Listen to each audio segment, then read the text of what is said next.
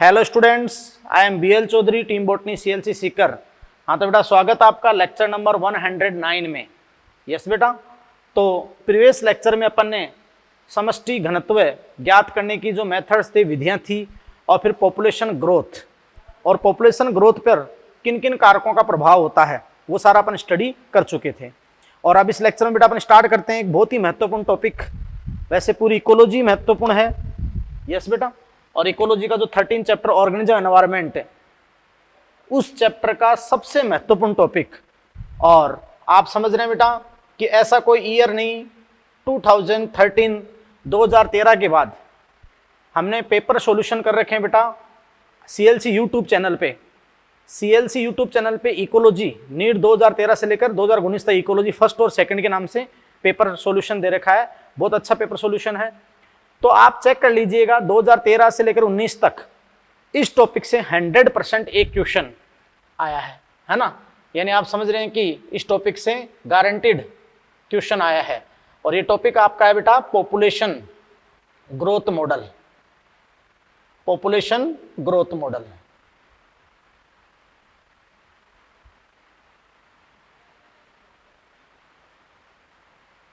Yes बेटा। तो ध्यान दीजिएगा, समष्टि वर्दी मॉडल, समष्टि वर्दी मॉडल, यस। और मैं आपको कहता हूं कि कन्फर्म यहां से एक क्वेश्चन नीट एग्जाम के अंदर कई बार दो क्वेश्चन आए हैं।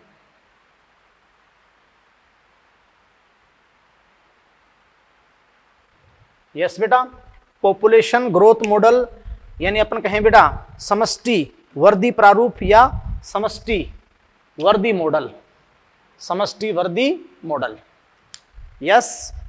तो ध्यान दीजिएगा बेटा,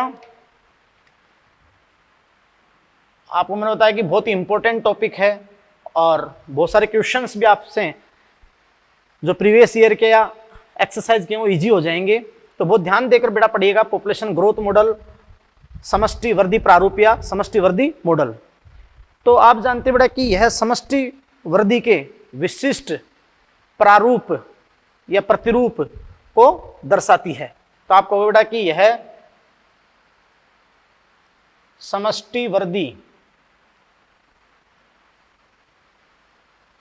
वर्दी के विशिष्ट प्रतिरूप को दर्शाती है।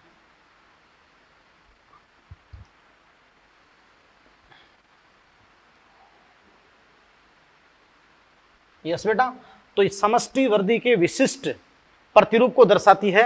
और बहुत ही इंपॉर्टेंट बात आपको कहूं बेटा कि वर्दी के दो प्रतिरूप हैं और इन दोनों प्रतिरूप की पर्यावरणीय कारकों के अनुसार व्याख्या की जा सकती है। तो बेटा आप कहोगे कि वर्दी के दो मॉडल हैं, यानी अपन कहें वर्दी के दो प्रतिरूप हैं, दो प्रतिरूप हैं जिनकी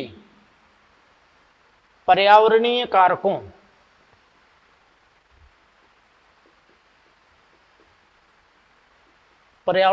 के प्रभाव के आधार पर व्याख्या की जा सकती है।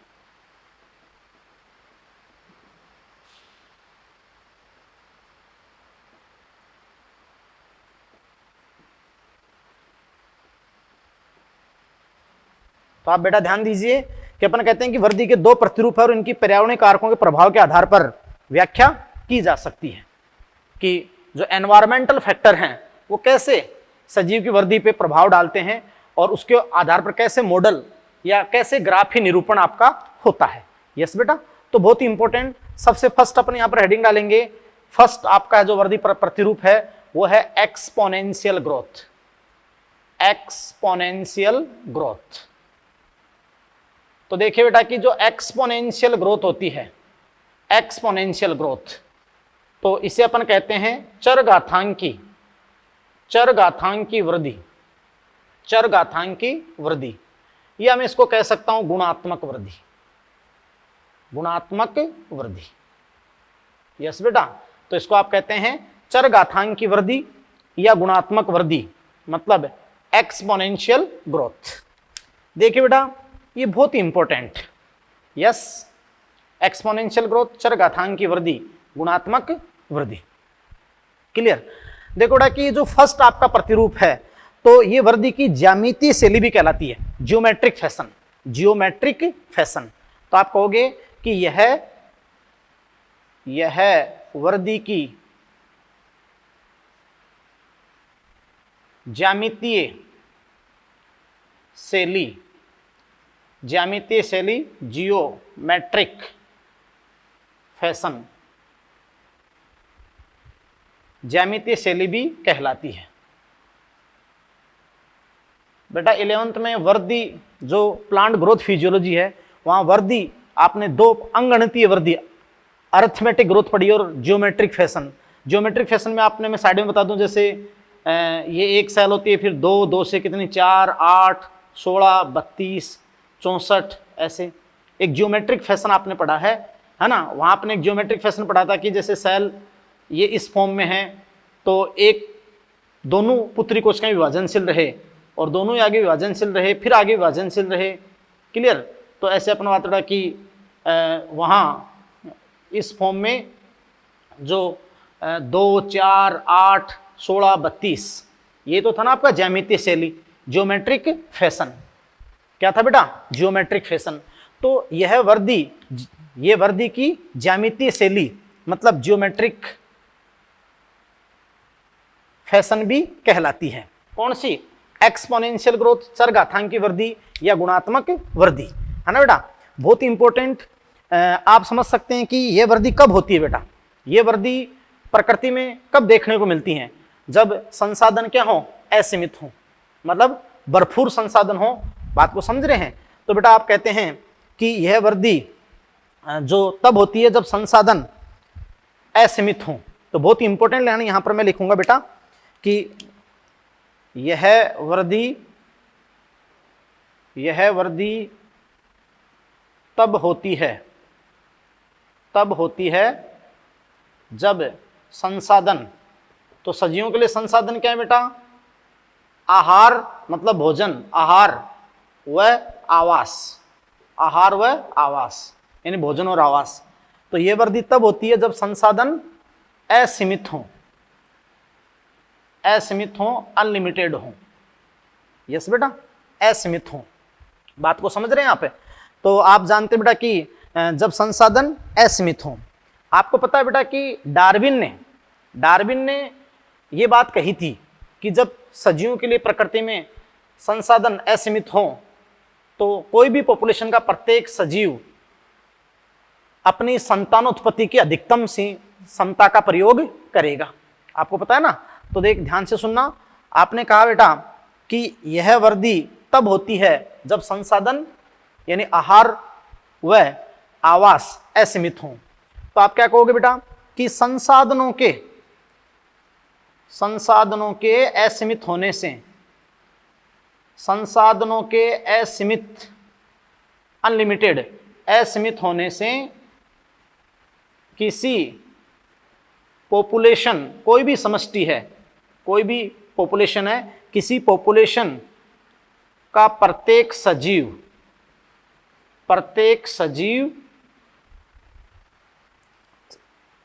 अपनी संतानोत्पत्ति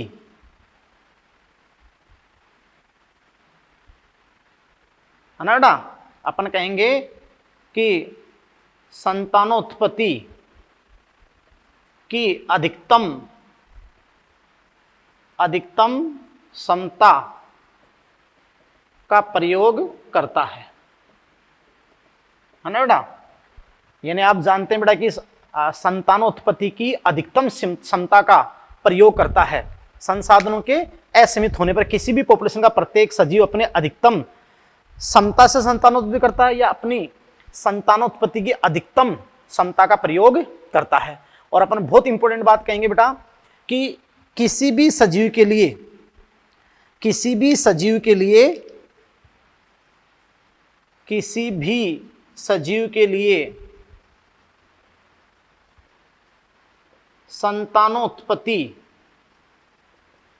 संतानोत्पत्ति की यह अधिकतम संतानोत्पत्ति की है अधिकतम सीमा। यस बेटा, तो ध्यान सुनना, किसी भी सजीव की संतानोत्पत्ति की अधिकतम सीमा क्या कहलाती है बेटा उस सजीव के लिए? बहुत ही इंपॉर्टेंट बात है ना, अधिकतम सीमा आर वैल्यू। आर वैल्यू ये अपने एक बहुत महत्वपूर्ण बात देते हैं ना, बायोटिक पोटेंशियल। बायोटिक पोटेंशियल होता है जैविक विभव। बायोटिक पोटेंशियल होता है बेटा जैविक विभव। जैविक विभव है ना, यानी किसी सजीव के द्वारा नई संतति उत्पन्न करने की अधिकतम क्षमता, तो वह आपका होता है बेटा बायोटिक पोटेंशियल यानी जैविक विभव। तो ध्यान सुनना, आर वैल्यू, बायोटिक पोटेंशियल, जैविक विभव, या फिर अपन कहें बेटा intrinsic rate of natural increase. Intrinsic rate of natural increase, प्राकृतिक वृद्धि की अंतर्निहित दर कहलाती है।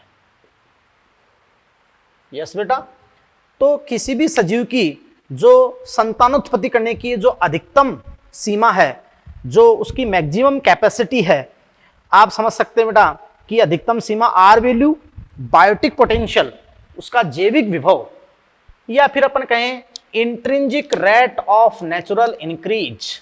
Intrinsic rate of natural increase, प्राकृतिक वृद्धि की अंतर्निहित दर कहलाती है। बात को समझ रहे हो? ये बहुत इंपॉर्टेंट बात हुई, समझ रहे हो? तो आप समझ रहे हैं कि आर वैल्यू बोल दो उसको, बायोटिक पोटेंशियल, जैविक विभव बोल दो, या intrinsic rate of natural increase, है ना, यानी अपनी ही समष्टि को बढ़ाने की प्राकृतिक दर, आंतरिक दर। यस बेटा, तो ये आपकी बात हो गई। अब अपन बात कहेंगे बेटा कि यहां पर जो आर वैल्यू है, मैं आपको बहुत इंपॉर्टेंट बात बता दूं, आर वैल्यू एक महत्वपूर्ण सूचक है, एक बहुत ही इंपॉर्टेंट पैरामीटर है या इंडिकेटर है। अपन बात बेटा कि आर वैल्यू एक महत्वपूर्ण सूचक है। यस बेटा, जो किसी सजीव पर उसके अजैविक और जैविक कारकों के प्रभाव को दर्शाता है। तो आप कहोगे बेटा कि आर वैल्यू एक महत्वपूर्ण सूचक है, महत्वपूर्ण सूचक है जो किसी सजीव पर जिस आवास में सजीव रहता है, तो किसी सजीव पर उसके अजैव व जैव कारकों के प्रभाव को दर्शाता है। प्रभाव को दर्शाता है ना बेटा? ध्यान सुनना, आर वैल्यू एक महत्वपूर्ण सूचक है जो किसी सजीव पर उसके अजैव और जैव कारकों के प्रभाव को दर्शाता है। यानी जिस आवास में वो रहता है, पर्यावरण उस पर क्या प्रभावशीलता डालता है, पर्यावरण के अजैव कारक। और सब जानते हो जिस आवास में वो रहता है तो अजैव के साथ साथ वहां पर अन्य जीवी घटक भी हैं, जैव कारक भी हैं, उसको कैसे प्रभावित करते हैं, उसकी वृद्धि पर क्या प्रभाव डालते हैं। या अपन एक बात कहें कि भाई समष्टि वृद्धि पर पर्यावरणीय कारकों के प्रभाव को, समष्टि वृद्धि पर जो पर्यावरणीय कारक होते हैं, समष्टि वृद्धि पर पर्यावरणीय कारकों के प्रभाव को जो दर्शाने के लिए एक महत्वपूर्ण पैरामीटर क्या है? R value. क्या है बेटा? आर वैल्यू है, समझ रहे हो? और देखिए कुछ विभिन्न जीवों के लिए जो एनसीईआरटी के अंदर कुछ विभिन्न जीवों के लिए आर वैल्यू दे भी रखी है। तो विभिन्न जीवों या विभिन्न सजीवों की आर वैल्यू निम्न है। यस बेटा, तो देखिए बहुत इंपॉर्टेंट, जैसे नॉर्वे रैट, जो नॉर्वे चूहा था, तो नॉर्वे चूहे के लिए आर का मान या आर वैल्यू अपन दें तो आर वैल्यू वहां पर थी 0.015। यस, और इसी प्रकार अपन फ्लोर बिटल जो आटा भृंग था, ये कीट है, एक इंसेक्ट है आटा भृंग, तो उसके लिए अपन बात उठा कि आर वैल्यू कितनी आई थी? 0.12। और भारत में 1981 में ह्यूमन पॉपुलेशन के लिए, मानव समष्टि जो थी ह्यूमन पॉपुलेशन के लिए, आप जानते हो कि आर वैल्यू कितनी थी बेटा? 0.0205। 0.0205 1981 के अंदर जो आर वैल्यू थी वो थी बेटा 0.0205, और 2000 में वही आपकी होगी 2001 में अपन बात उठा कि वही आपकी क्या हो गई थी 0.0176, ये आर वैल्यू थी। क्लियर? खैर अभी अपन नेक्स्ट जब पूरा समीकरण अध्ययन करेंगे तो आर वैल्यू आपको समझ में भी आएगी। तो बेटा ध्यान दीजिए कि ये आपका अपन बात रहे कि विभिन्न सजीवों का एक डेटा आपको एनसीईआरटी ने दे रखा है, जो वहां पर आपको दे रखी विभिन्न सजीवों क्या आर वैल्यू, समझ रहे हो? तो ये बात आपकी हुई। अब देखिए बेटा जी, बहुत ही इंपॉर्टेंट बात आपके सामने करता हूं मैं कि भाई माना शून्य समय पे जो समष्टि का अपन बात रहा कि साइज वहां पर है वो अपन बात रहे कि n0 है, तो इकाई समय पश्चात यानी t टाइम के पश्चात, इकाई समय पश्चात उसमें क्या परिवर्तन होता है, और वहां अपन परिवर्तन देखेंगे और उसके लिए फिर समीकरण क्या होगा और कैसा वक्र आता है। तो अब नेक्स्ट देखिए, बहुत इंपॉर्टेंट। हाँ तो देखिए बेटा जी, यदि अपन कहें कि शून्य समय पर अपन कहें बेटा कि यदि पॉपुलेशन डेंसिटी क्या हो n, यस बेटा, तो अपन कहें कि यदि पॉपुलेशन डेंसिटी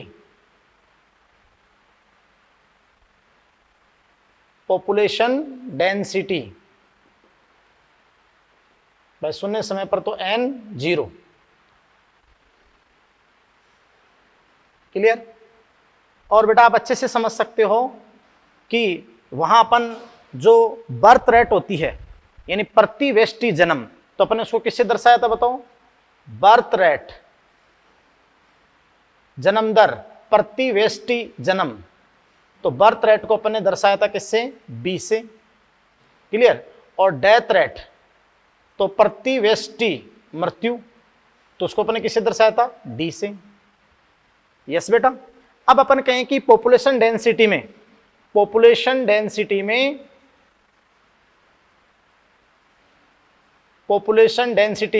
यानी समष्टि घनत्व में इकाई समय t के पश्चात वृद्धि या कमी, जो भी वृद्धि या कमी होगी, तो बात समझ रहे हो आप? तो पॉपुलेशन डेंसिटी में इकाई समय t के पश्चात जो बेटा क्या वृद्धि या कमी है ना, ये अपन कहें समय t के दौरान समष्टि n0 में वृद्धि या ह्रास क्या होगा, है ना? तो समय t के दौरान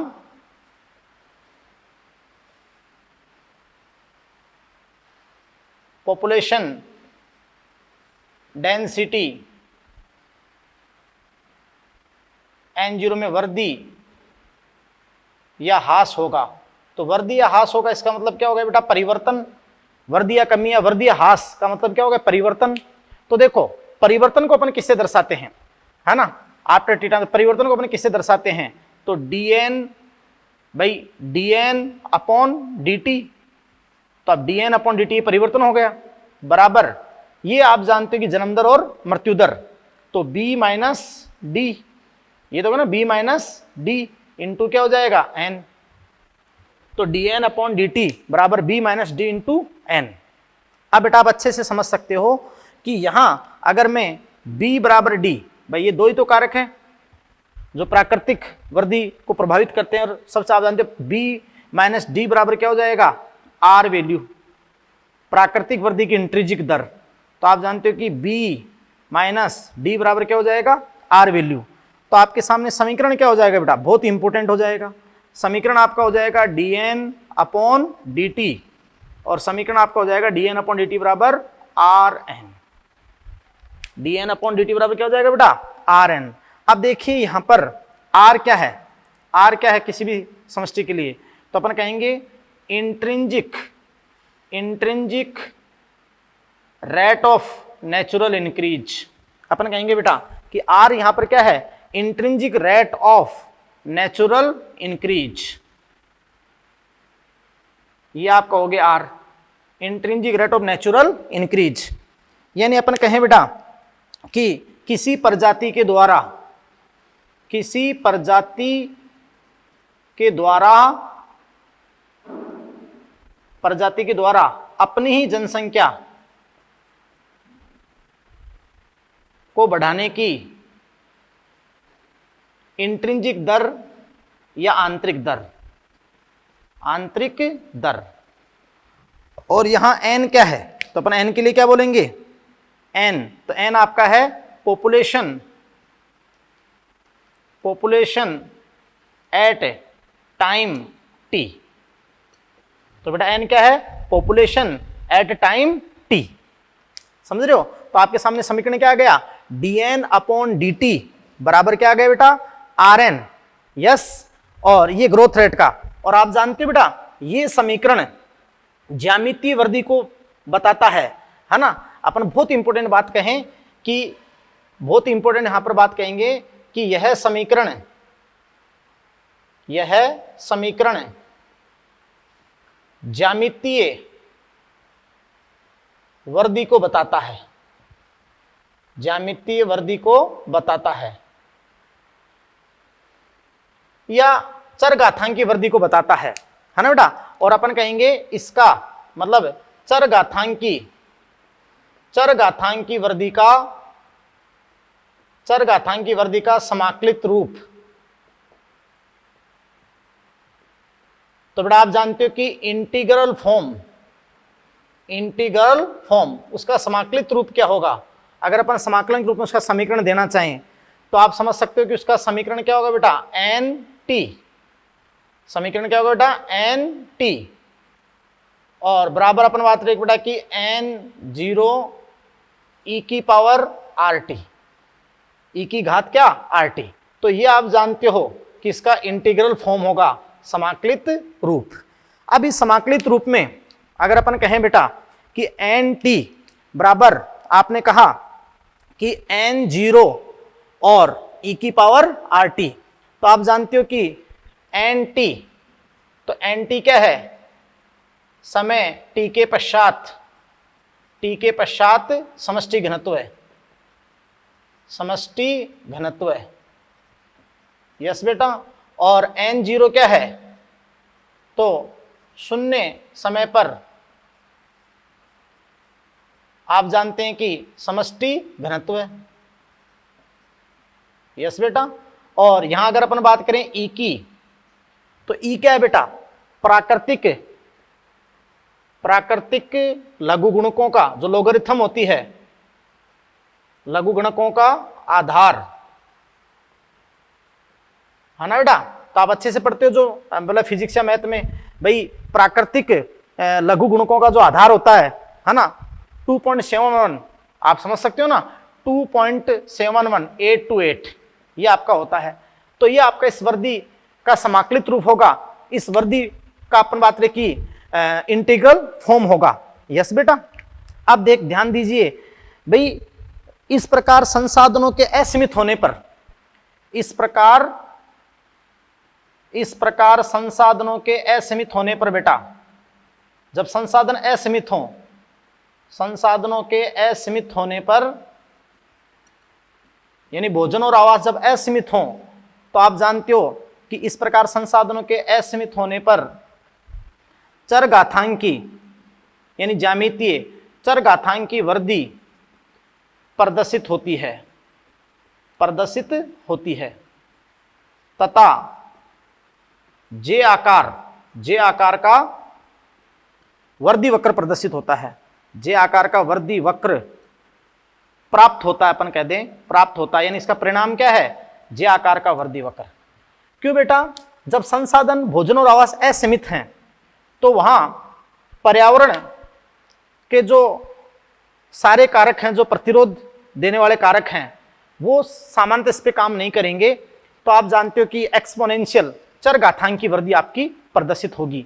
और आप जानते हो कि थोड़े ही समय में अगर संसाधन असीमित हैं, तो बहुत ही इंपॉर्टेंट बात आपको बताता हूं कि असीमित संसाधन परिस्थितियों में चरघातांकी रूप से जो वृद्धि करने वाली कोई भी जाति है, वो थोड़े ही समय में विशालकाय रूप ले लेती है, थोड़े ही समय में विशालकाय रूप। क्योंकि आपको पता है, मैंने बताया था अभी, ज्योमेट्रिक फैशन है ना, 1 से 2, 2 से 4, और फिर आप समझ सकते हो कि 4 से 8, तो थोड़े ही समय में विशालकाय रूप ले लेती है। यस, तो देखिए कि जे आकार का वर्दी वक्र क्या होता है और कैसे ही प्रकृति में भाई किन किन चीजों के लिए संभव है। तो मैं आपको यहां पर बना देता हूं जे आकार का जो वर्दी वक्र होता है। तो ध्यान से सुनिए बेटा। अब देखिए, अगर अपन पॉपुलेशन डेंसिटी या पॉपुलेशन साइज और समय टी में यदि अपन ग्राफ प्लॉट करें बेटा, यदि अपन वक्र बनाएं तो कैसा आपको प्राप्त होगा। बात को समझ रहे हैं? तो ध्यान से सुनिएगा बेटा। यस, यहां पर देखिए मैं ग्राफ लेता हूं यहां पर, तो ये आपको मैं समझा रहा हूं बेटा। देखिए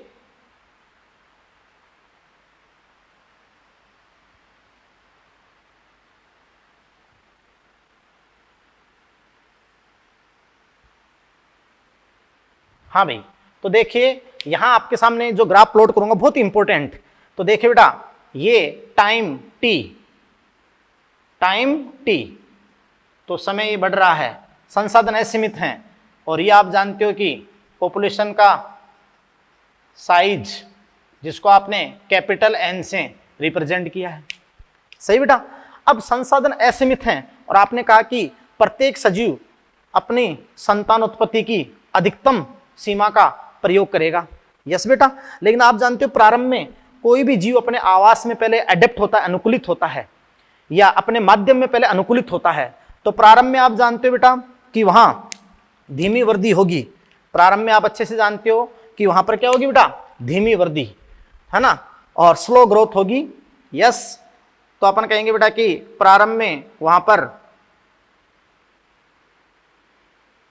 स्लो ग्रोथ होगी, और फिर आप जानते हैं कि बहुत तेजी से ये ग्रोथ होगी। तो बहुत अच्छे से आपको देखो ग्राफ प्लॉट करना है। यस,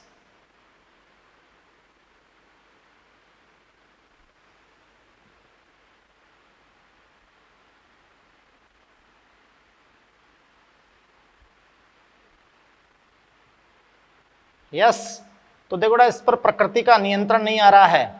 तो आप समझ रहे हैं कि प्रारंभ में जब स्लो ग्रोथ होगी, यहां पर अपन कहें कि जब स्लो ग्रोथ होगी, स्लो ग्रोथ धीमी वृद्धि, तो आप इसको कहेंगे लैग फेज।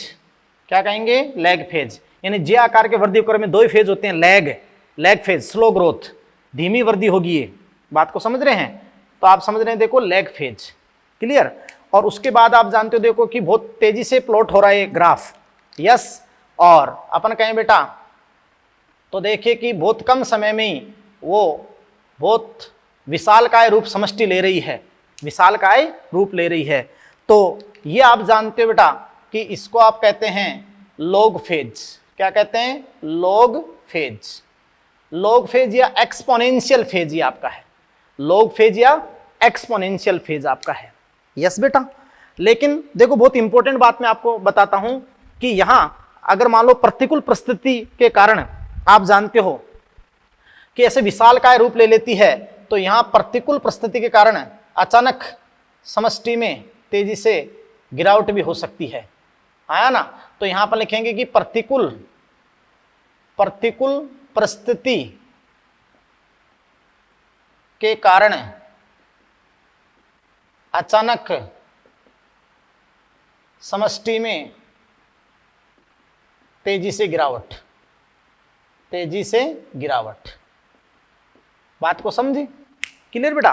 तो देखिए लैग और लॉग, और आप समझ सकते हो कि भाई समीकरण क्या होगा, तो dn/dt और बराबर आपने क्या कहा, rn।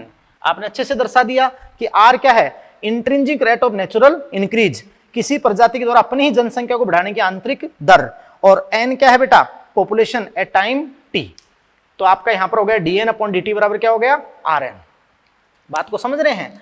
अब देखिए बेटा, आपने कहा ना प्रतिकूल परिस्थिति कारण अचानक समष्टि में तेजी से गिरावट। तो देखो कि पहली बात तो ये वृद्धि वक्र कब प्राप्त होगा, जब संसाधन क्या है, असीमित हैं। असीमित संसाधन की परिस्थितियों में जब चरघातांकी रूप से वृद्धि करने वाली कोई भी जाति है तो थोड़े ही समय में अपना विशालकाय रूप ले लेगी।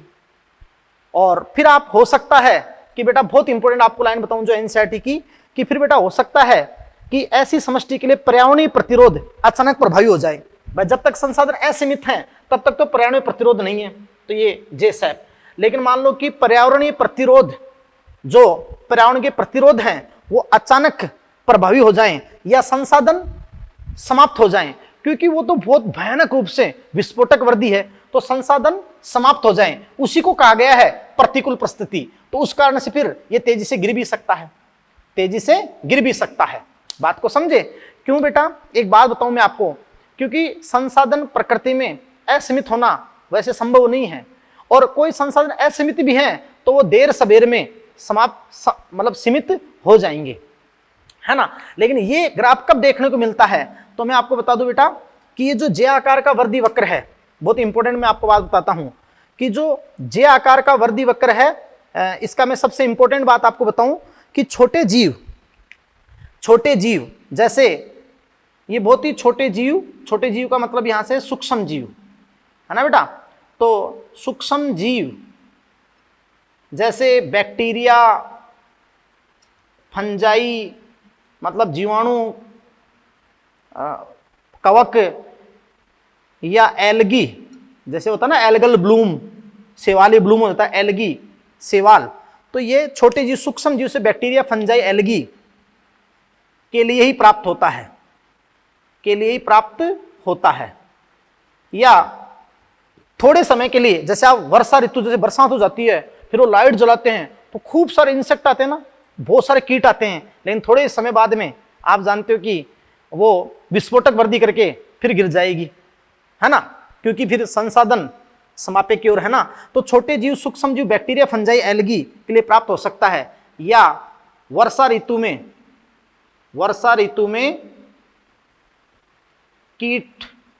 कीट समष्टि की विस्फोटक वर्दी है ना बेटा, ये बात है। क्यों भाई? क्योंकि देखो छोटे जीव बैक्टीरिया, फंजाई, एल्गी के लिए प्राप्त होता है, या वर्षा ऋतु में कीट समष्टि के लिए। बात को समझ रहे हैं? क्यों बेटा? क्योंकि इनके लिए प्रकृति में संसाधन प्रचुर मात्रा में उपलब्ध हैं, भाई अधिक मात्रा में उपलब्ध हैं। स्पेशली बैक्टीरिया, फंजाई तो जानते हो ना, जो डेड ऑर्गेनिक मैटर, जो पेड़ पौधे की शाखा पत्ती मर्त हो जाती है, शाखा पत्ती टूट जाती है, मर्त जंतु, तो वो उनके लिए होता है, इसलिए बैक्टीरिया, फंजाई के लिए तो प्रकृति में प्रचुर मात्रा में है। यस बेटा।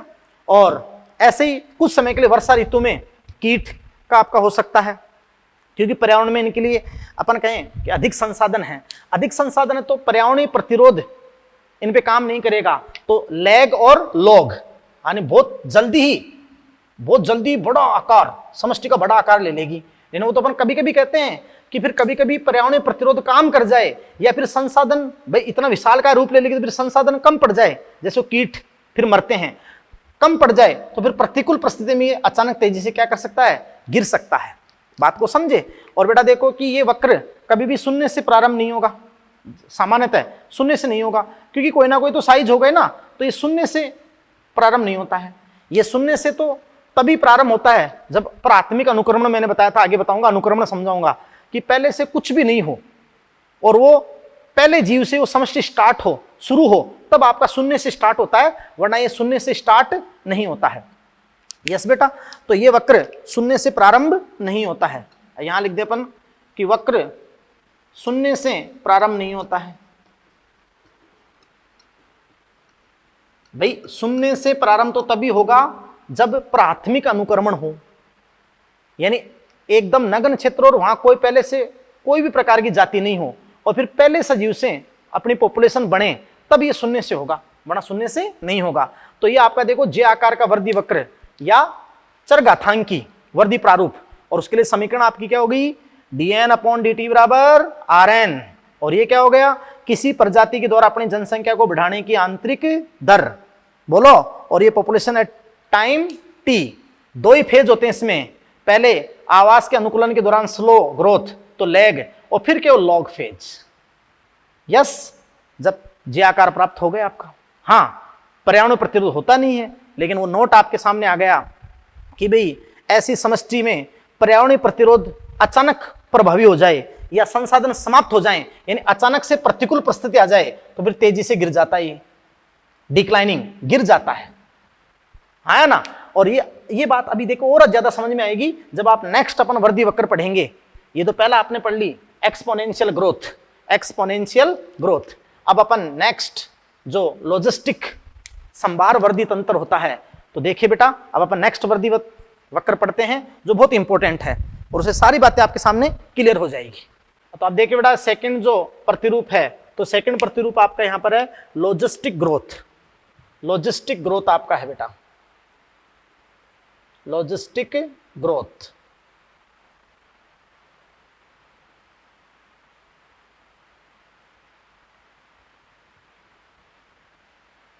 लॉजिस्टिक वर्दी बेटा, लॉजिस्टिक ग्रोथ संभार वर्दी तंत्र, या इसको अपन कहते हैं विरुलस्ट, जो बेटा अपन बात बेटा की, इसको अपन कहते हैं विरुलस्ट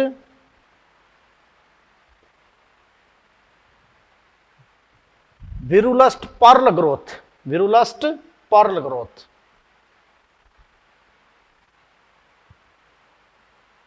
देखिए बेटा लॉजिस्टिक ग्रोथ और विरुलस्ट पर्ल ग्रोथ, ये प्रकृति में कब आप ये प्रतिरूप आपको प्रकृति में कैसे देखने को मिलता है, बहुत ही इंपॉर्टेंट बात करते हैं। ध्यान दो बेटा कि देखो अपन ने जे आकार का वृद्धि कर कब प्राप्त हुआ, जब प्रकृति में संसाधन क्या हो, असीमित हो, यानी भोजन और आवास असीमित हो। आप अच्छे से समझ सकते हो बेटा कि प्रकृति में संसाधन का असीमित होना संभव नहीं, और कुछ अगर असीमित है भी तो देर सवेर में सीमित हो जाएंगे, यानी संसाधनों का असीमित होना संभव नहीं है। बात को समझे, वरना तो आप जानते हो कि चरघातांकी वृद्धि अगर प्रारूप हुआ तो बहुत कम समय में विशालकाय रूप ले लेंगे। बेटा एक बहुत अच्छा दृष्टांत भी आपको एंशिएंट बता रखा है कि एक राजा और मंत्री के शर्त लगी कि शतरंज की चाल अगर मंत्री का मैं जीत गया तो आपको शतरंज में जो 64 खाने होते हैं, 64 कॉलम होते हैं, प्रत्येक में गेहूं के दाने डबल करते हुए रखना है, यानी चरघातांकी ज्यामितीय है ना। तो राजा हंसने लग गया कि मेरे पास राज्य में अनाज के भंडार हैं, ये बेवकूफ क्या शर्त लगा रहा मेरे से। आप बेटा दिमाग लगाना, पहले खाने में, दूसरे खाने में, तीसरे खाने में, चौथे, आपको हंसी आने लग जाएगी। 10-20 खाने तक जब संख्या अपन बात रही कि 10 लाख, फिर ऐसे अपना लाखों से करोड़ में, करोड़ से अरब में पहुंच जाए, लेकिन आप 50 खाने से आगे 60, 61, 62 खाने पर जाओगे तो संख्या अनलिमिटेड हो जाएगी वहां पे। बात को समझे, यानी बहुत ही विशाल काय फॉर्म हो जाएगी। इसलिए प्रकृति में अपन कहते हैं बेटा कि बहुत इंपॉर्टेंट अपन लाइन यहां पर लिखते हैं कि प्रकृति में सामान्यतः संसाधन असीमित नहीं होते हैं। अपन ये बात पहले लिखते हैं कि प्रकृति में सामान्यतः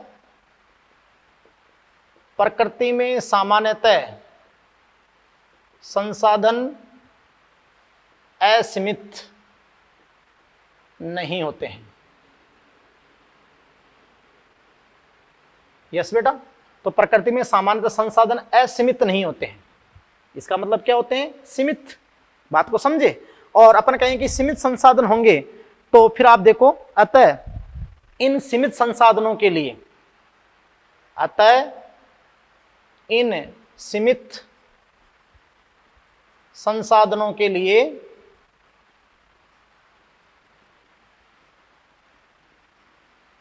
प्रत्येक आवास में, है ना बेटा, प्रत्येक आवास में कोई भी पॉपुलेशन है तो उसके सदस्य, कोई भी समष्टि है तो उसके सदस्य, तो अतः इन सीमित संसाधनों के लिए प्रत्येक आवास में, अपन कहें बेटा कि प्रत्येक आवास में आप जानते हो बेटा उपस्थित सदस्य, किसी भी समष्टि के सदस्य हैं, उपस्थित प्रत्येक आवास में उपस्थित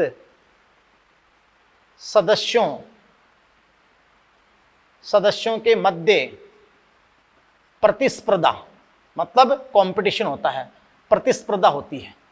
डार्विन ने ये तो कहा था कि हाँ, संसाधन जब तक हैं तब तक प्रत्येक सदस्य अपने संतान उत्पत्ति की अधिकतम सीमा का यूज करेगा, लेकिन बाद में संसाधन सीमित, यानी इन सीमित संसाधनों के लिए प्रत्येक आवास में उपस्थित सदस्यों के मध्य प्रतिस्पर्धा, कंपटीशन होती है, और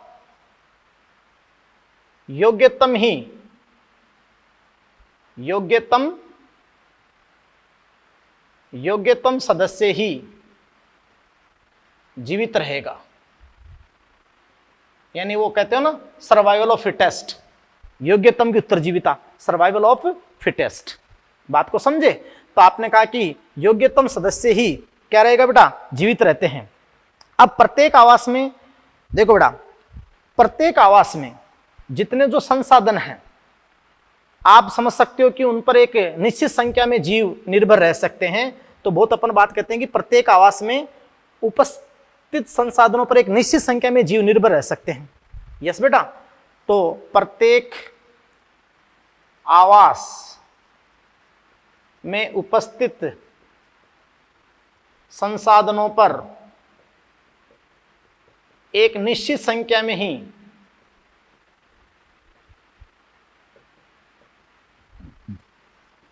जीव निर्भर रह सकते हैं।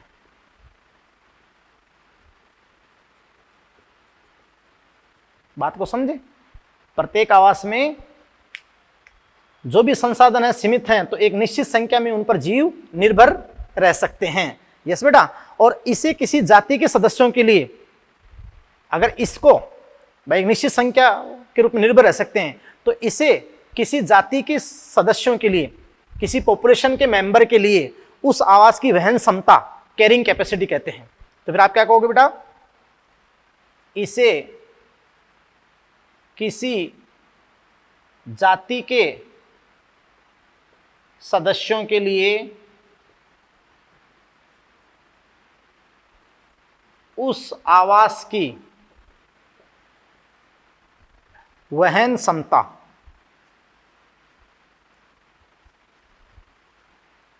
कैरिंग कैपेसिटी,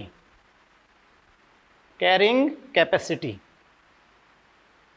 के, जिसको के से प्रदर्शित करते हैं, कहते हैं। बात को समझे बेटा, कि इसे किसी जाति के सदस्यों के लिए उस आवास की अपन क्या कहते हैं बेटा, वहन क्षमता, उस आवास की वहन क्षमता कहते हैं, कैरिंग कैपेसिटी कहते हैं। यस बेटा, यानी अपन ये कहें बेटा कि आप अच्छे से जानते हो बेटा कि भाई ये जो सीमित संसाधन है वो चरघातांक की वृद्धि को अनुमति नहीं देते हैं, चरघातांक की वृद्धि को अनुमति नहीं देते हैं। मैं आपको बताऊं, आप कहते हो बेटा कि इस प्रकार प्रकृति के पास किसी भी जाति की समुचित चरघातांक की वृद्धि की अनुमति के लिए असीमित संसाधन की उपलब्धता नहीं होती है। और आप अच्छे से जानते हो कि हर आवास में एक जाति के लिए प्राकृतिक सीमा यानी एक वहन क्षमता होती है, एक सीमा होती है कि यहीं तक वो अपने संसाधनों के द्वारा जाति को वहन कर सकती है। यस बेटा, तो इसे किसी जाति के सदस्यों के लिए उस आवास के अपन वहन क्षमता या कैरिंग कैपेसिटी कहते हैं। और बहुत इंपॉर्टेंट लाइन आपको मैं बताऊं कि किसी भी आवास में जीवों की संख्या कभी भी प्रकृति की वहन क्षमता से अधिक नहीं हो सकती, कैरिंग कैपेसिटी से ज्यादा नहीं हो सकती। तो किसी भी आवास में, मैं आपको कहूं बेटा, किसी भी आवास में जीवों की संख्या प्रकृति की वहन क्षमता, जो कैरिंग कैपेसिटी, वहन क्षमता से अधिक नहीं हो सकती, वहन क्षमता से अधिक नहीं हो सकती। यस बेटा, तो अब आप समझ सकते हो कि भाई वो जो आपने आर वैल्यू बताई थी, बायोटिक पोटेंशियल बताया था, उसके ऊपर कंट्रोल आ जाएगा। बात को समझ रहे हो बेटा? तो आप समझ रहे हो बेटा कि फिर पर्यावरणीय कारकों का योग जो समष्टि के आकार को सीमित करता है, पर्यावरणीय कारकों का योग, the sum total of environmental factor, यानी बेटा पर्यावरणीय कारकों का योग जो समष्टि के आकार को सीमित करते हैं, पर्यावरणीय प्रतिरोध कहलाते हैं। पर्यावरणीय प्रतिरोध, तो अपन कहेंगे बेटा कि भाई पर्यावरणीय कारकों का योग जो समष्टि को नियंत्रित करते हैं,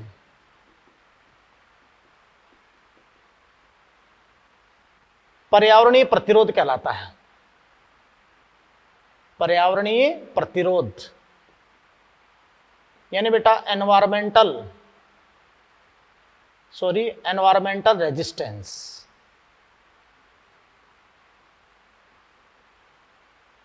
यस, पर्यावरणीय कारकों का योग जो समष्टि को नियंत्रित करते हैं, पर्यावरणीय प्रतिरोध एनवायरमेंटल रेजिस्टेंस कहलाते हैं। यस बेटा।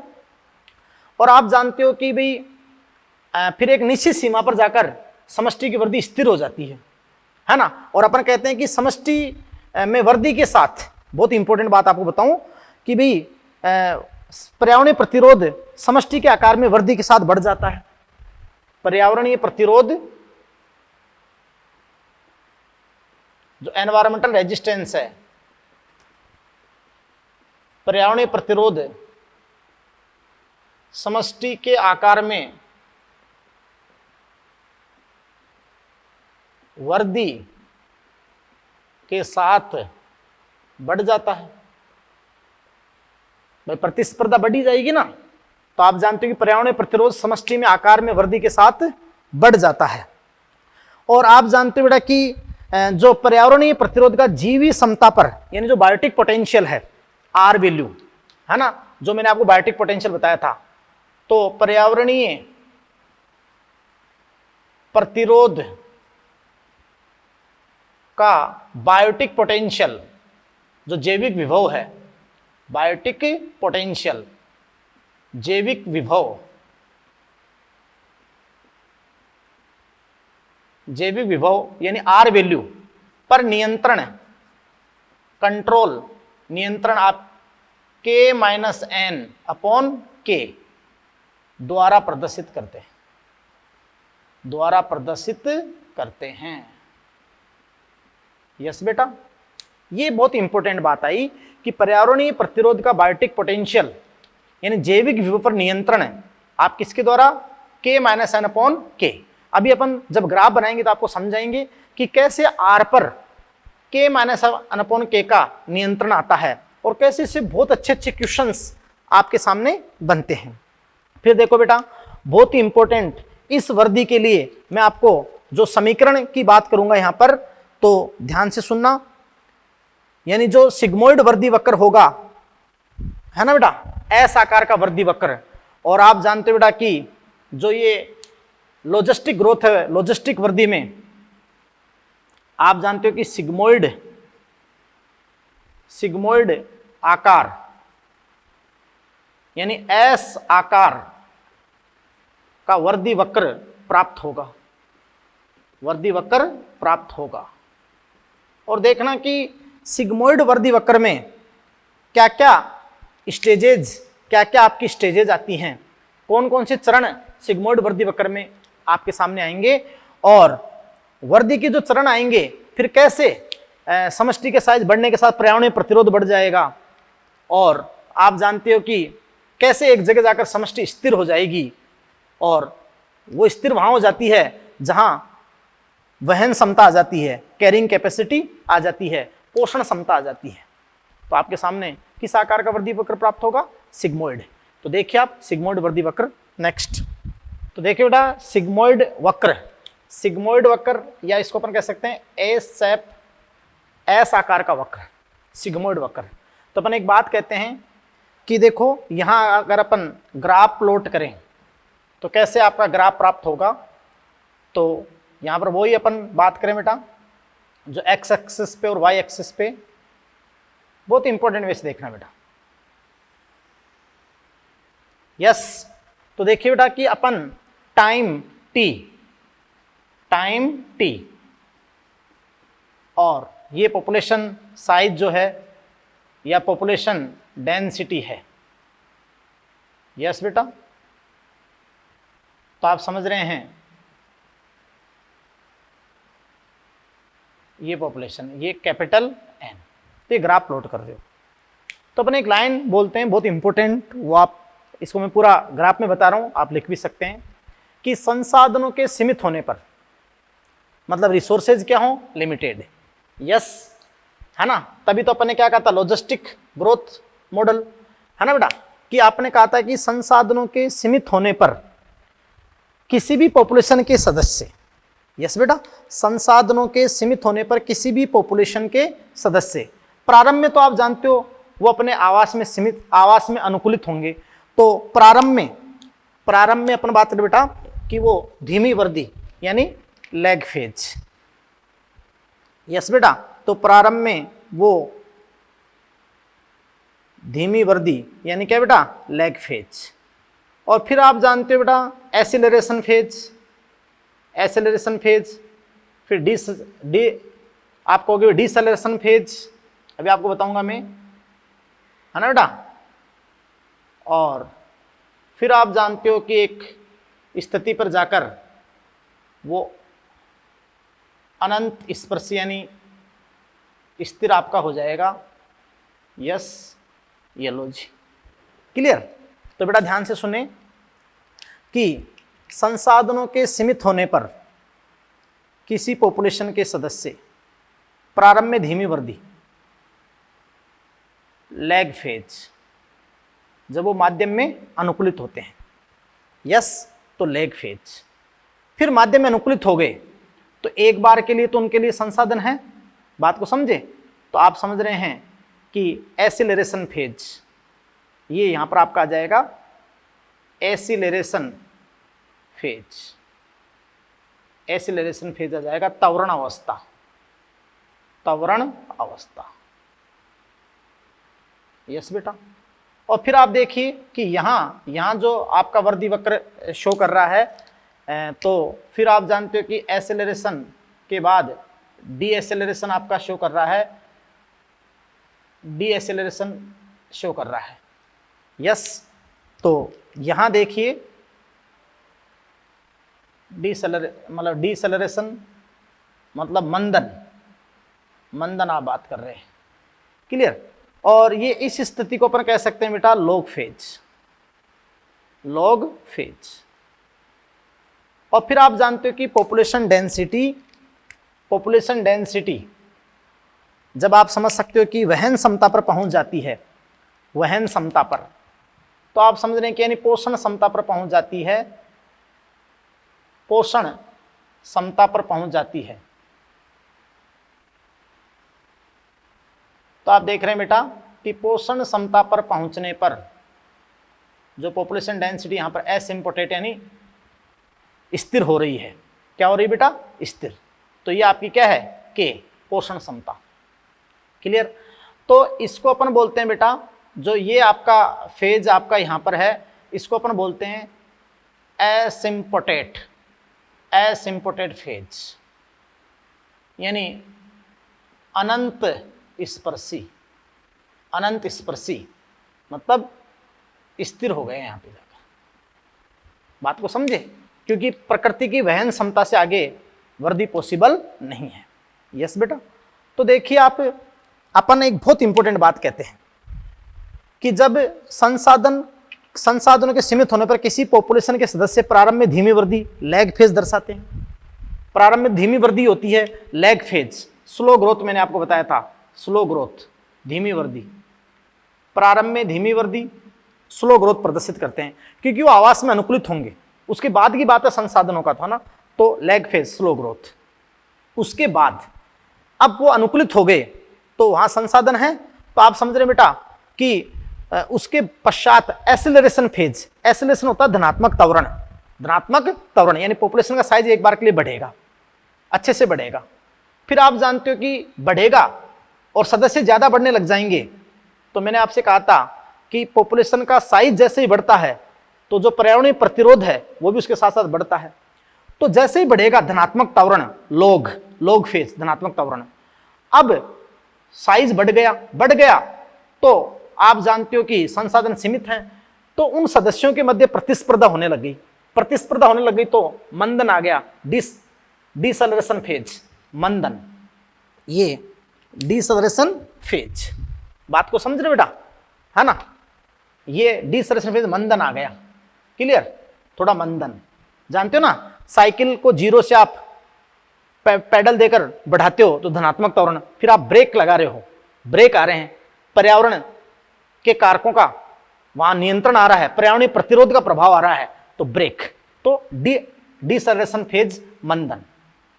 और फिर जब पॉपुलेशन डेंसिटी वहन क्षमता पर, कैरिंग कैपेसिटी पर पहुंच जाए, कैरिंग कैपेसिटी पर पहुंच जाए यानी ये वहन क्षमता जिससे आगे ग्रोथ तो पॉसिबल ही नहीं है, तो वहां एसिम्पटेट, अनंत स्पर्शी, यानी आपका स्थिर अवस्था, स्थिर अवस्था। बात को समझे? तो ये कैसा वक्र प्राप्त हुआ बेटा आपको? सिग्मोइड।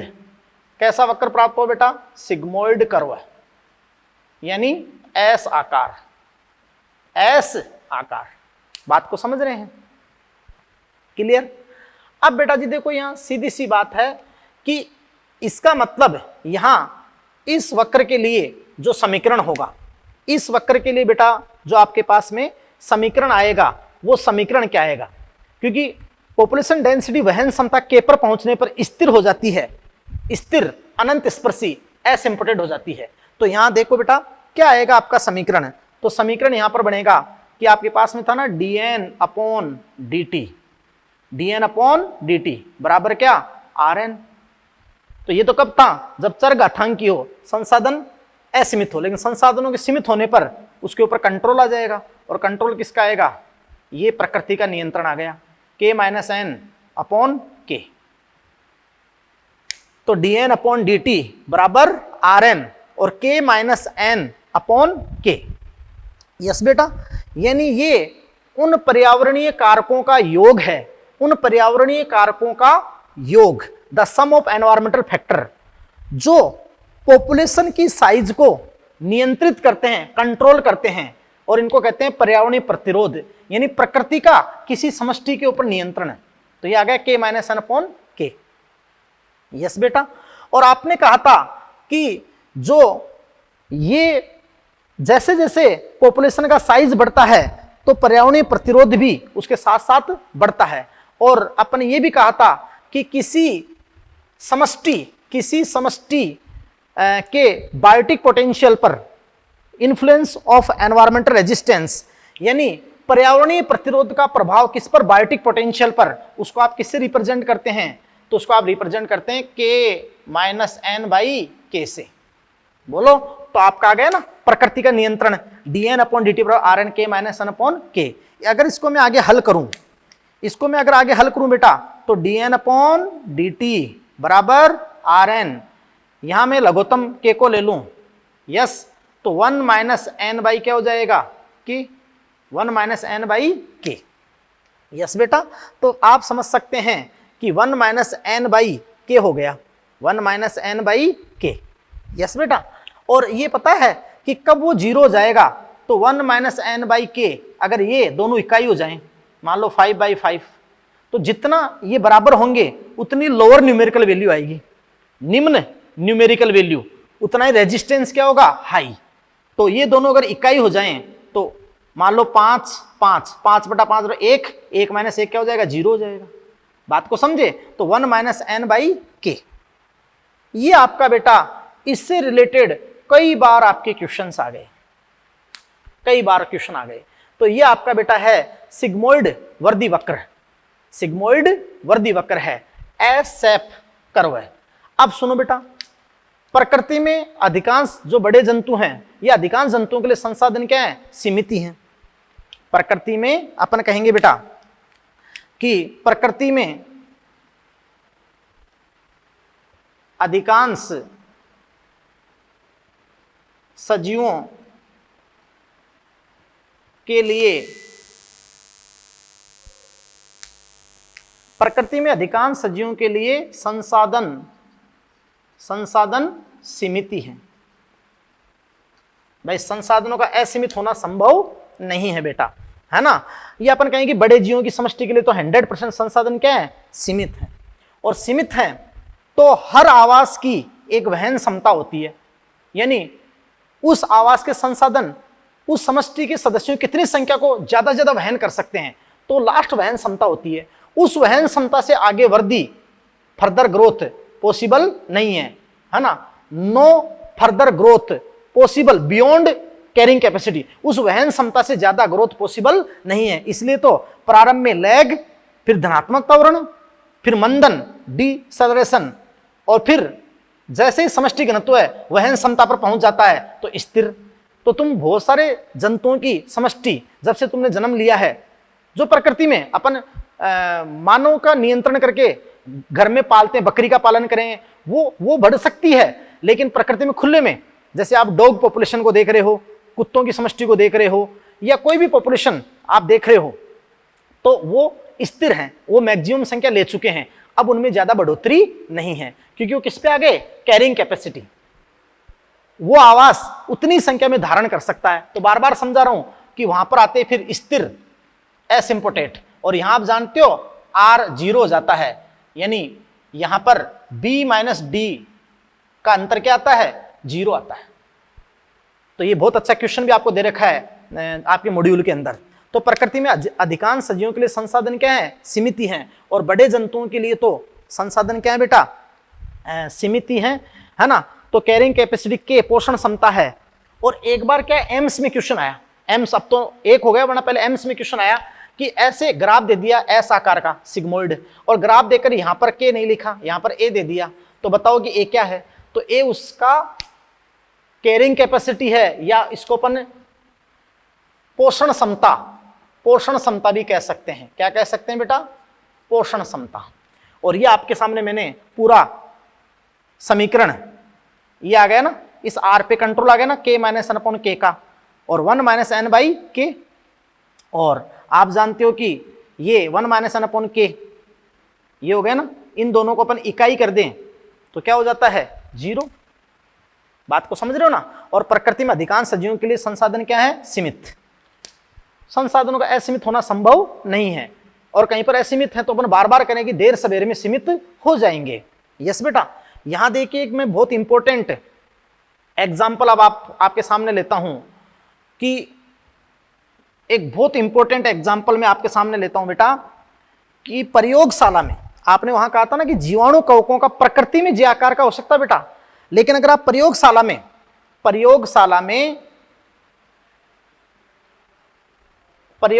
में पेट्री डिश में, है ना, जो संवर्धन प्लेट होती है ना, संवर्धन कराते हो, तो प्रयोगशाला में पेट्री डिश में जीवाणु या कवकों का संवर्धन आप कराएं, कवकों का संवर्धन, तो वहां तो बेटा जानते हो ना, न्यूट्रिएंट पोषण बहुत फास्ट ग्रोथ करेंगे, बहुत बड़ा आकार ले लेगी पॉपुलेशन थोड़े ही समय में, लेकिन वहां तो न्यूट्रिएंट यानी पोषण सीमित है ना। तो प्रयोगशाला में मैं आपको बता दूं बेटा कि प्रयोगशाला के अंदर बैक्टीरिया फंजाई का वर्दी वक्र सिग्मोइड आता है। प्रयोगशाला में पेट्री जीवाणु या कवकों का संवर्धन के दौरान वर्दी वक्र सिग्मोइड आता है, सिग्मोइड आता है। यस बेटा, तो देखो प्रकृति में ये वर्दी वास्तव में मिलती है, ये वर्दी वास्तव में मिलती है, यानी dn upon dt rn k minus n upon k, ये प्रकृति का नियंत्रण है। dn upon dt rn 1 minus n by k, ये लघुत्तम लेने पर, और आप जानते हो कि 1 minus n by k। Yes, ये दोनों अगर दोनों का मान बढ़ता जाएगा, जैसे पॉपुलेशन साइज बढ़ेगी तो वहन क्षमता भाई 1 माइनस एन अपॉन के, ये अपन कहें बेटा कि दोनों की समान वैल्यू आ जाएगी, उतनी न्यूमेरिकल वैल्यू लोअर आएगी, उतना ही रेजिस्टेंस प्रतिरोध क्या होगा, ज्यादा। यस बेटा, तो अपन ऐसे कहते हैं कि प्रकृति में वास्तविक रूप से मिलने वाली वर्दी, अपन कहें बेटा कि प्रकृति में वास्तविक रूप से मिलने वाली वर्दी लॉजिस्टिक वर्दी है, लॉजिस्टिक वर्दी है ना बेटा, क्योंकि प्रकृति में संसाधन क्या है, सीमित हैं। अतः सिग्मोइड वक्र ज्यादा यथार्थपूर्ण है, मोर रियलिस्टिक ग्रोथ कर्व है। जो ज्यादा यथार्थपूर्ण वर्दी वक्र है वो आपका क्या है बेटा, सिग्मोइड वर्दी वक्र है, यानी एस आकार का वर्दी वक्र है। बात को समझ रहे हैं, सिग्मोइड वर्दी वक्र ही ज्यादा यथार्थपूर्ण है, मोर रियलिस्टिक वन। तो ये सारा आपके सामने, और मैंने बता दिया ना कि प्रयोगशाला में आप जीवाणु कवकों का वर्दी वक्र भी देखो तो सिग्मोइड ही आएगा। केवल प्रकृति में जीवाणु कवकों का या थोड़ी देर के लिए वर्षा ऋतु में कीट का जे आकार का आ सकता है। बात को समझ रहे हैं, तो ये आपके सामने हो गया ग्रोथ मॉडल। आपके दोनों ग्रोथ मॉडल क्लियर हो गए बेटा। यस, और अब अपन नेक्स्ट कुछ इंपॉर्टेंट पॉइंट्स इसमें देखते हैं और फिर नेक्स्ट अपना टॉपिक। यस, अब देखो बेटा लाइफ हिस्ट्री वेरिएशन, जीवन वर्त में विभिन्नताएं। तो बेटा देखो ये जो प्रकृति के अजैव और जैव कारक होते हैं, जो प्रतिरोधन कारक होते हैं, उनके प्रभाव के कारण जीव कई प्रकार के अपने जीवन वर्त में विभिन्नताएं लेते हैं। बेटा वहां आपको ग्रोथ फिजियोलॉजी में भी बता रखा था कि ज्यामितीय वृद्धि जब पोषण सीमित हो जाए तो फिर आप जानते हो सिग्मोइड कर्व आता है। क्या आता है? सिग्मोइड। तो आप देखिए छोटा सा टॉपिक जो बहुत इंपॉर्टेंट है और नीट 2016 में इससे भी क्वेश्चन आया। यस बेटा, तो लाइफ हिस्ट्री वेरिएशन, जीवन वर्त में विभिन्नताएं। यस बेटा, यानी जीवों के जीवन चक्र में मिलने वाले विभिन्न रूप। तो ध्यान दीजिए, प्रत्येक समष्टि मान लो या समष्टि का जीव, है ना बेटा, यानी अपन कहते हैं कि प्रकृति में प्रत्येक जीव, प्रकृति में प्रत्येक जीव अपनी आर वैल्यू, आर वैल्यू का मतलब मैंने आपको समझाया था ना, biotic fitness, sorry biotic potential, जैविक विभव, है ना। प्रकृति में प्रत्येक जीव अपनी आर वैल्यू, बायोटिक पोटेंशियल, या इसको अपन कहते हैं डार्वियन, डार्वियन फिटनेस, डार्वियन योग्यता, डार्वियन योग्यता को उच्च बनाए रखने का, उच्च बनाए रखने का प्रयास करता है।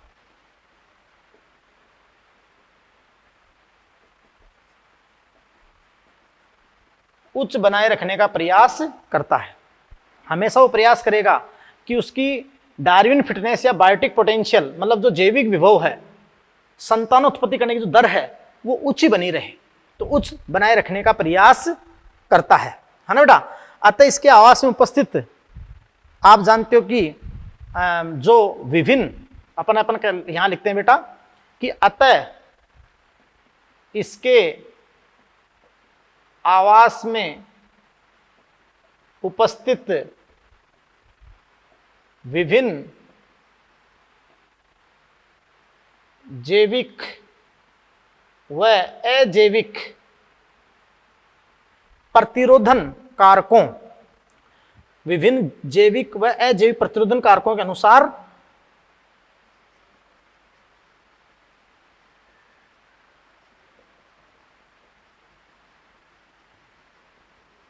अनुसार सजीव भिन्न भिन्न जनन युक्तियां दर्शाते हैं, भिन्न भिन्न जनन युक्तियां दर्शाते हैं, है ना बेटा। तरह तरह की जो रिप्रोडक्टिव हैबिट या जनन युक्तियां जो दर्शाते हैं, यानी बेटा अपन कहते हैं कि भाई सीधी सी बात है कि खास प्रकार के वर्ण दबाव सेट में, है ना, मतलब हर सजीव सर्वाधिक दक्ष जनन युक्ति का विकास करता है। दक्ष का मतलब मैंने कहा सबसे अच्छी जनन युक्ति का वो विकास करता है।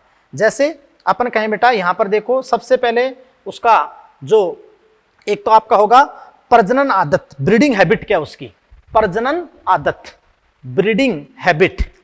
तो देखिए ब्रीडिंग हैबिट क्या है बेटा, प्रजनन आदत, है ना। और प्रजनन आदत क्या है बेटा, फर्स्ट आपको बताऊं कि कुछ सजीव, फर्स्ट आपको बताऊं कि कुछ सजीव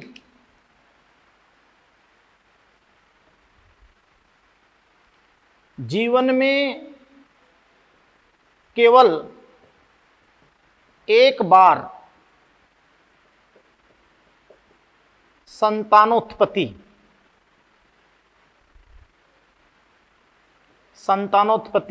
करते हैं, एक बार ही ब्रीडिंग करेंगे पूरे जीवन भर में। कुछ सजीव जीवन में केवल एक बार संतानोत्पत्ति करते हैं, बात को समझ रहे हैं ना, केवल एक बार संतानोत्पत्ति करते हैं। और ऐसे सजीव कौन से हैं, बैम्बो, आपने बांस को सुना होगा, बैम्बो बांस, या पैसिफिक साल्मोन फिश, प्रशांत महासागरीय साल्मोन मछली, है ना, पैसिफिक साल्मोन फिश, जो सजीव जीवन में केवल एक बार संतानोत्पत्ति करते हैं। यस, ये तो आपकी प्रजनन आदत हो गई उनकी। ये इसी में देखो कुछ सजीव ऐसे होते हैं, कुछ सजीव अनेक बार अपन बात करें बेटा कि संतानोत्पत्ति करते हैं या अनेक बार जनन दर्शाते हैं। तो जो आप जानते हो कि ज्यादातर जैसे अपन बात बेटा कि एवीज है, मेमेलिया है, फिशीज हैं, तो ये सारे अपन बात बेटा है ना, बर्ड्स और मैमल्स तो अनेक बार जनन करते हैं, अनेक बार संतानोत्पत्ति करते हैं, बर्ड्स और मैमल्स। यस बेटा। अब ये जो अनेक बार करते हैं, देखो बेटा ये भी कैसे अपने आर वैल्यू को ज्यादा बनाए रखने का प्रयास करते हैं। तो यहां जो दूसरा पॉइंट आपका आता है, संतति की संख्या और आकार। संतति की संख्या और आकार के आधार पर, संतति की संख्या व आकार। यस बेटा। तो ध्यान दीजिएगा, बहुत ही इंपॉर्टेंट बात बताऊं यहां, इसमें ए पॉइंट आपको बताऊंगा मैं कि कुछ आपके यहां पर बेटा ए पॉइंट आपका ये होगा कि कुछ जीव अपने जीवन में अनेक बार जो जनन करते हैं, लेकिन कुछ जीव संख्या में कम लेकिन आकार में बड़ी। अगर संख्या में कम करेंगे तो आकार में बड़ी। तो इनमें से कुछ सजीव संख्या में कम लेकिन आकार में बड़ी संतति उत्पन्न करते हैं, है ना बेटा। संख्या में कम लेकिन आकार में बड़ी। तो वही अपन कहें जैसे मैमल्स जो होते हैं, है ना बेटा, तो मैमल्स में यानी बर्ड्स और मैमल दोनों में ही वही बात आपकी हो जाएगी कि संख्या में कम होगी लेकिन आकार में, पक्षी और स्तनधारी में आकार में बड़ी होगी। सही। फिर देखो अगले प्रकार के सजीव, कुछ सजीव हैं बेटा, कुछ सजीव जो संख्या में बहुत अधिक, संख्या में अधिक लेकिन आकार में छोटी, आकार में छोटी। तो छोटे आमाप की बड़ी संख्या में बोल दो, ऐसे बोल दो कि छोटी आमाप की, छोटी आमाप की बड़ी संख्या में। और इनके लिए क्या बोल दो, बड़े आमाप की छोटी संख्या में। और ये छोटी आमाप की, आमाप यानी साइज, बड़ी संख्या में। तो ये आर चयनित जातियां, आर चयनित जातियां, ये 2016 के अंदर बेटा क्वेश्चन आया आपका, नीट में देख लेना 2016 में, है ना। कुछ सजीव संख्या में अधिक लेकिन आकार में छोटी, यानी छोटी आमाप की बड़ी संख्या में। जैसे आप जानते हो कि ओएस्टर्स, ओएस्टर्स हैं, पैलेजिक फिशेज हैं, पैलेजिक मछलियां, ओएस्टर्स, ये। तो बेटा आप समझ सकते हो कि यही सारी बात होती है ना, कि पारिस्थितिक वैज्ञानिकों के अनुसार जो ओएस्टर और पैलेजिक मछलियां आपकी हो गई, बड़ी आकार, आप जानते हो कि ये, आप जानते हो कि बड़ी संख्या में छोटी आमाप की आपकी बात होगी। और देखो पारिस्थितिक वैज्ञानिकों के अनुसार जीवों के जीवनवर्त विशेषकों, जो ट्रेट होते हैं बेटा, जीवों के जीवनवर्त विशेषक जिस आवास में रहते हैं वहां के अजैवी और जैविक घटकों के लगाए गए प्रतिबंध, मतलब अजैवी और जैविक घटकों का जो रेजिस्टेंस होता है, प्रतिबंध होता है, प्रतिरोधन होता है, उसके संदर्भ में ये ऐसी जनन युक्ति को विकसित करते हैं ताकि वो आवास में अपनी डार्विन फिटनेस को या आर वैल्यू को, बायोटिक पोटेंशियल को उच्च बनाए रखें, उच्च बनाए रखें। तो ये आप जानते हो कि 2016 के अंदर यहां से क्वेश्चन आया। और ये पैराग्राफ ऐसे छोड़ दिया था, लेकिन आपके लास्ट में बहुत अच्छे से पैराग्राफ दे रखा है पॉपुलेशन ग्रोथ मॉडल के वहां पर, तो इसको आप अच्छे से एनसीईआरटी से पढ़ें। यस बेटा। तो इसी के साथ ये लेक्चर आपका समाप्त होता है। अब अपन नेक्स्ट लेक्चर के अंदर पॉपुलेशन इंटरेक्शन, और बेटा बिल्कुल आराम से रोक के मैंने एक एक वर्ड एनसीईआरटी लाइन क्लियर करने की कोशिश की है, तो आप एनसीईआरटी रोक के दोबारा देखकर फिर एनसीईआरटी लाइन को पढ़कर आप अच्छे तरीके से जेसैप और सिग्मोइड और ये लाइफ हिस्ट्री वेरिएशंस, इनको आप कर लें। क्लियर बेटा। Thank you.